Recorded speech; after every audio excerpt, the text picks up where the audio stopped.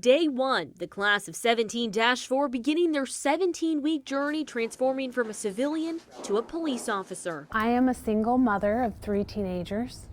I worked at a hospital for about 10 years previous to this. I was studying business administration. Decided I wanted to stop because that's not what I wanted to do, and I wanted to impact lives. I'm a single mom. I have a 2.5-year-old son. I've always felt a strong pull to law enforcement, so that's kind of what brought me here. Nearly 50 recruits from law enforcement agencies throughout southern Arizona are issued an ID. Hopefully everybody here has prepared themselves physically and mentally to be here. And they say that, every march has a first step. Tomorrow's going to be that first step of the long march to becoming a police officer. Hey! The first day is the easiest these recruits will experience. Day 2, they'll be challenged physically, mentally, and emotionally. Every one of you has a different reason for being here. In a few minutes, you're going to need to remember those reasons. Throughout the next 17 weeks, you'll have to remember those reasons. Say it again from the beginning! The recruits are forced out of their comfort zone and pushed to the limit. We try to introduce a little bit of stress. You better hurry up! To see how they perform. This job, this profession is very stressful. It's extremely stressful on the street in many factors, and this is a controlled environment, but we try to bring the stress as much as we can out here to see who's able to think on their feet. Get over there! Who's able to get the job done while they're under pressure. Mental toughness! Many now coming to the realization this is one of the toughest jobs you'll ever have. Move, Duarte! By the end of the second day, 2 recruits drop out, and the journey to become a police officer, well, it's just begun. Just pushing through and knowing that it's going to end eventually, and that it will hurt way more if we give up. I'm giving him everything I got. In addition to the physical demands, the program includes a combination of classroom lectures and hands-on training. OME shows up, they take the body. Recruits will have to learn hundreds of laws and police practices. You're going to see horrible accidents, shootings. You may be in a shooting, okay? You're going to get punched. You're going to get hit. Instructors teach defensive tactics. The backbone behind the drill is to put the recruit in a situation where obviously there's some stress. On the wall! There's some real life confrontation. Get up, Richie! We want to make sure that when they go out into patrol and they're exposed to this in a real life scenario, that they aren't going to freeze, they aren't going to lock up, and they're going to be able to react accordingly. It could cost you your life, or it could cost somebody else their life, okay? And this is what you guys signed up for. They learn use of force, everything from less lethal force to a taser or pepper spray. A course obstacle is created to demonstrate survival skills with hand-to-hand combat scenarios. Get back! Get back! Recruits strike,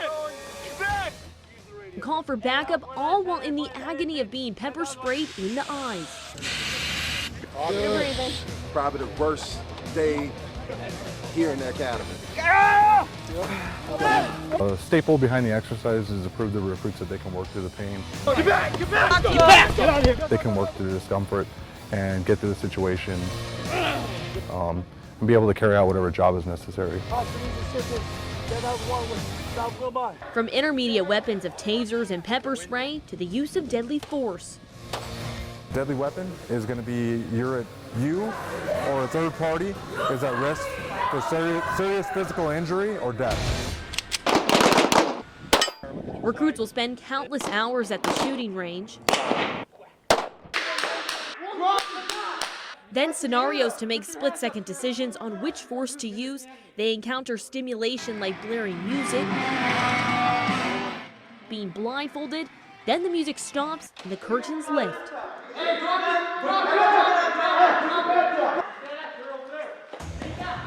That's probably the better scenario. That's the lesser means of force. Yep.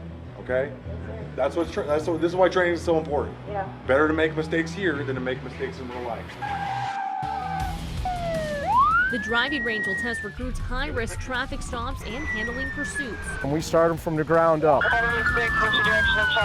We have them sit down, we show them how to sit down in a patrol car, And then from there, we show them actually how to steer and maneuver a patrol car. There's more hand management and throttle management that goes along with it. Don't forget to initiate the pursuit. Cars on. Cars on. Headlights on. Headlights on. Hands out the window if you can hear me.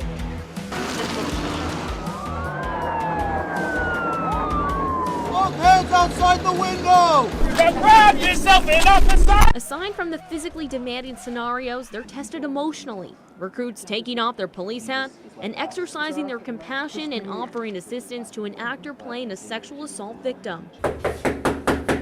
Then comes welfare checks. You want to teach them the compassion for someone. So, Mr. Cox, what's going on today? Having a rough day, man. Someone that, you know, it's an officer here as a friend, someone who wants to help them. One of the qualifications to become a police officer is to make it over this 6-foot wall, and if they can't do it by the time they graduate, well, they can't become a police officer. If you cannot get over this wall today, and I have a feeling some of you won't be able to, it's an issue. Let's go, Passmore! This is where many will have to overcome their struggle. Definitely my son, just because it's just me and him, you know, so I got to create a family and a home for him, so that's the motivator, that's my why. So anyone who says, I'm too old to do this, you're not. You can do it. I have twin-year-old daughters and a 5-year-old daughter, and just, you know, thinking of them, you know, being at the graduation and being able to take care of them. You keep pushing your boundaries and you keep reaching heights you didn't think you could reach. We're going down!